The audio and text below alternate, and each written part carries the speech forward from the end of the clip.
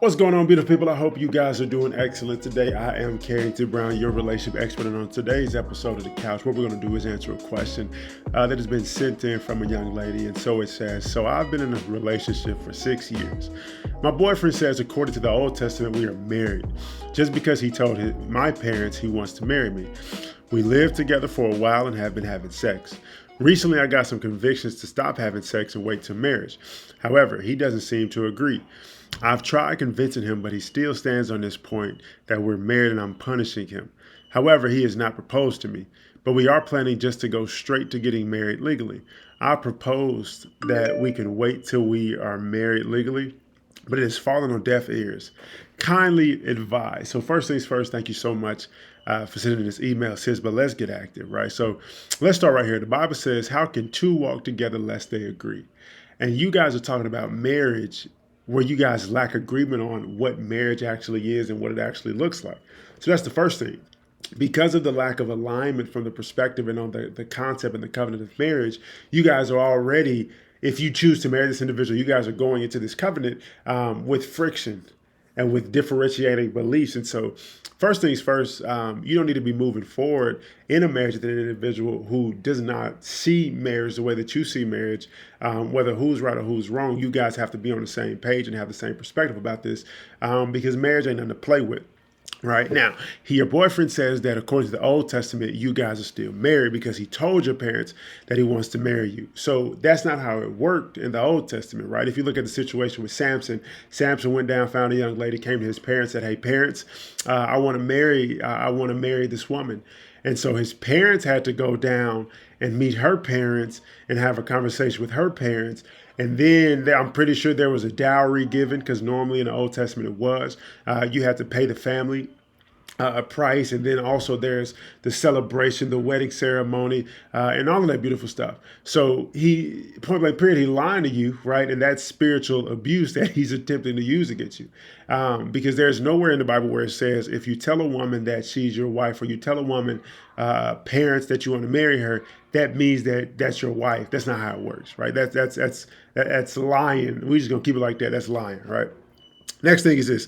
You said that you guys have been having sex and it's been convicting you. If you guys were married, right, from a biblical sense, then why would you be experiencing convictions for being intimate, which is a blessing that is only legal to an extent for individuals who are married, right? That doesn't make sense. God would not allow you to experience convictions for an experience that he blessed only in marriage if you were married, right? Now, then you said you tried convincing him otherwise, but it's you said you guys, what'd you say?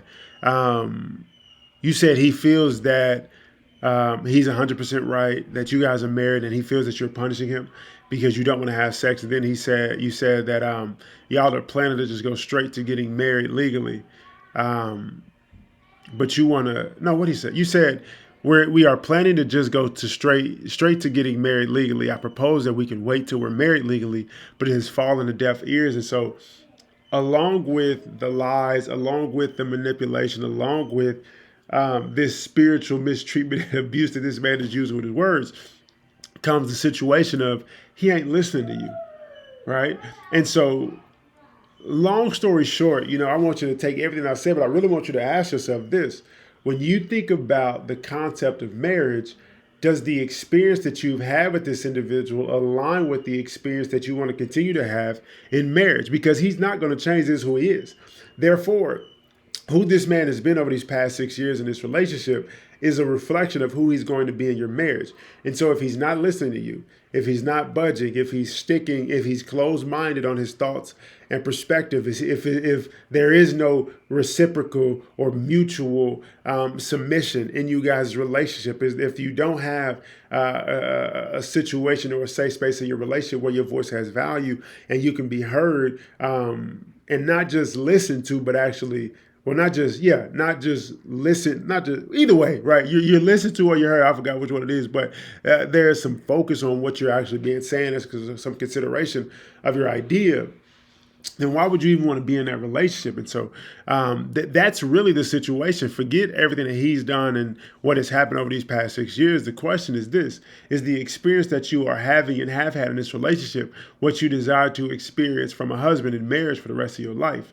And after you make that decision, then no matter what he says or what I say, that's going to determine the decisions that you make. So I would advise that you sit down, create a clear vision for your marriage, and ask yourself, is the experience that you have in this man in full alignment with creating that vision and experiencing the type of marriage that you want to have?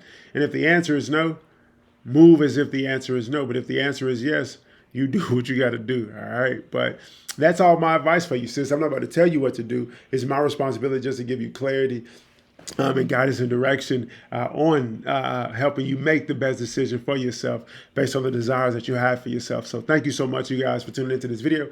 If you know somebody that need to hear this, go ahead and share this with them. Make sure you like, comment, share, and subscribe if you're not already. If you haven't already, my name is Carrington Brown on all social media platforms. If you haven't already followed me, I'm at TheCarringtonBrown. And once again, if you are an individual who desires to be married, you desire to create a healthy, thriving, loving marriage that reflects the glory of God and the excellence of God, click the link in the description box below to take the free Are You Prepared for Marriage quiz. It's 31 questions to help you dictate and determine where you are in your preparation process. Following that, you would get an update on what your results are, and then also tools and next steps on how to navigate growing and preparing yourself to be that man or woman that you desire to be in marriage. All right. So once again, thank y'all so much for tuning into this video, and I hope you have a blessed and productive day. Peace out, y'all.